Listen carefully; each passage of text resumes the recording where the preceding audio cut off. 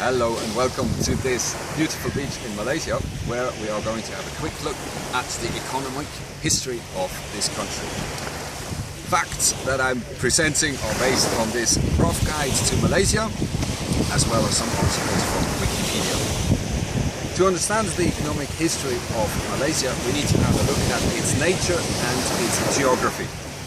So here we have the Malaysian peninsula in Southeast Asia, lying next to Indonesia.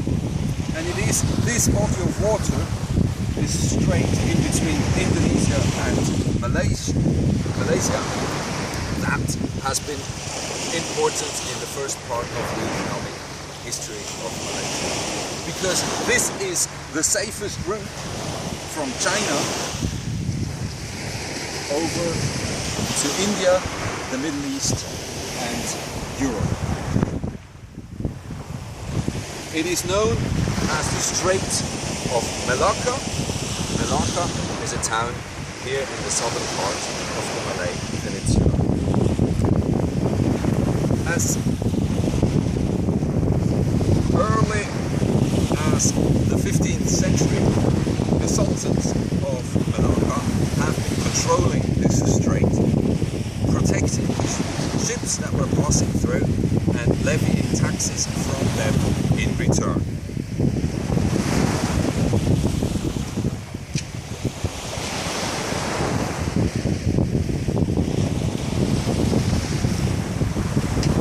In 1511, Malacca was conquered by the Portuguese. The Portuguese were keen at the time to break the monopoly that the Venetian traders had on the eastern part of the world. However, once there, they didn't leave a very lasting impression, at least not on the economy. Their main focus seems to have been religion. And so, a bit over a century later, in 1641, Malacca was conquered by the Dutch through the Dutch East India Company, or the Verenigde Oost-Indische Company. In the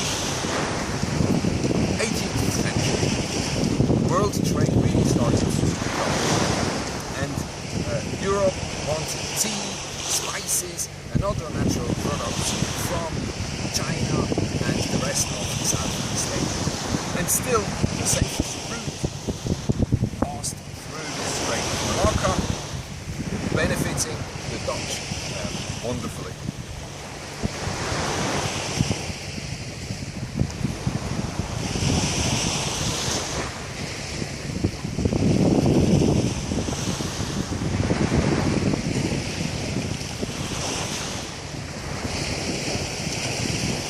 And so, in 1786, the British entered the Malay Peninsula in a place called Penang, in the northern part of the country.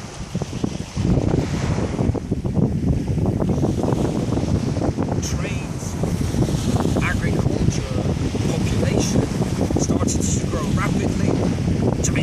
Particularly Chinese merchants and labourers came into the country, as well as some Indian workers. Also increased the population and helped trade this country. Unfortunately, the Dutch weren't able to benefit from this. The Dutch East India Company started to disintegrate, mainly because of mismanagement. And in 1795, the Dutch were forced to hand over Malacca to the British. Just a little later, in 1819, British Sir Stamford Raffles founded Singapore as the strategically important southern tip of the Malay Peninsula. This quickly sealed the fate of both Malacca and Penang as trading cities.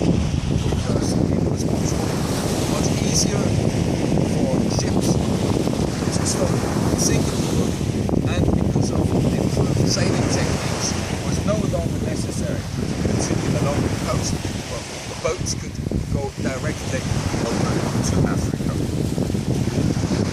15 years later, Singapore already became the capital of what was then called the Straits Settlement of British control.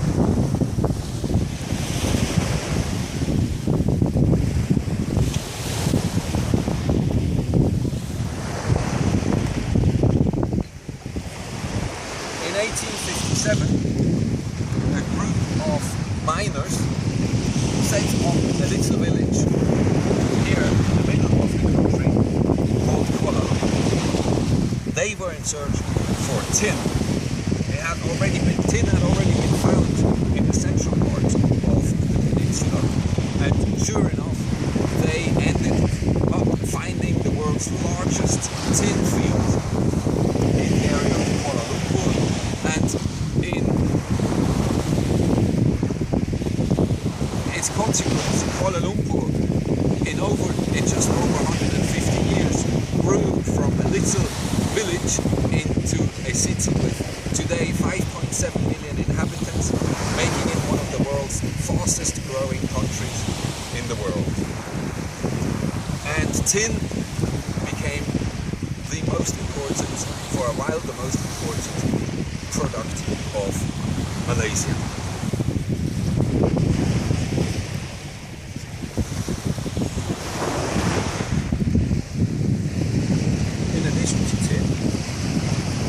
Malaysians started to plant or to produce palm oil in large quantities. They started to cut down their huge rainforests and replacing it with plantations of palm trees. This, on the one hand side, boosted the economy significantly. On the other hand, it had a significant strain on the ecosystem of the peninsula, and today is cause for much discussion between environmental groups and the government as to how this should be managed. Malaysia became for a while the largest producer of palm oil in the world, and today is number 2 in the world behind Indonesia.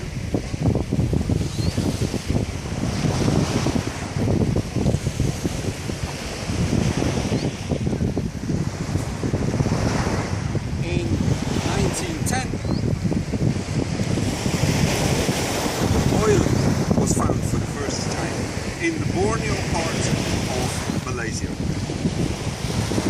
This was most significant for the economy of Malaysia, as today oil and natural gas are by far the most important part of the Malaysian economy. In 1963, Malaysia gained full independence from Britain. For 2 years, the whole peninsula, including Singapore, were one. However, Singapore was then forced out because of ethnic tensions. Singapore is mainly dominated by the Chinese population, whereas the rest of Malaysia is dominated just by Malays. In 1974, Petronas was founded to gradually incorporate all the oil and natural gas activities in the country into this government-controlled, government-owned company. Over the years, oil and gas contributed as much as 40% to the government of Malaysia's revenues, money which then has been spent on large infrastructure products around the country. Malaysia, for instance, has an impressively good road network. It has a very high standard telecommunications infrastructure. It has in Kuala Lumpur Petronas Towers, which was for a while the largest building in the world. And recently circuit in Sepang was open.